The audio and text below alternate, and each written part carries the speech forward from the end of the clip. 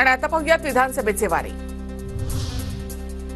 भाजप अध्यक्ष जे.पी. नड्डांना गुरुद्वारामधून बाहेर जाण्याची विनंती। ठाण्यातील 3 हात नाका गुरुद्वारामधला प्रकार।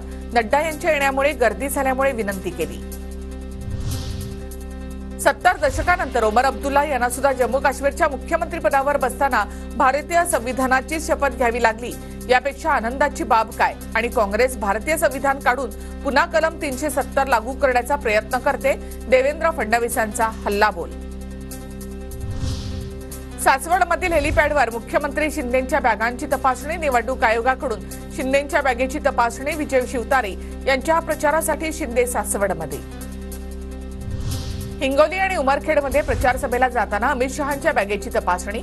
आमचा निष्पक्ष निवडणुकांवर विश्वास। निवडणूक आयोगाच्या नियमांचं पालन करतो, ट्विट करत शहांचा विरोधकांना टोला।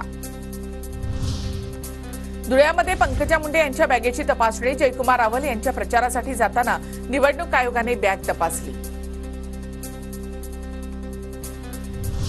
रत्नागिरीच्या जयगडमधील जेएसडब्ल्यू हेलिपॅडवर उदय सामंत यांच्या हेलिकॉप्टरची तपासणी। सामंतांकडून निवडणूक आयोगाच्या कर्मचाऱ्यांना तपासणी दरम्यान सहकार्य।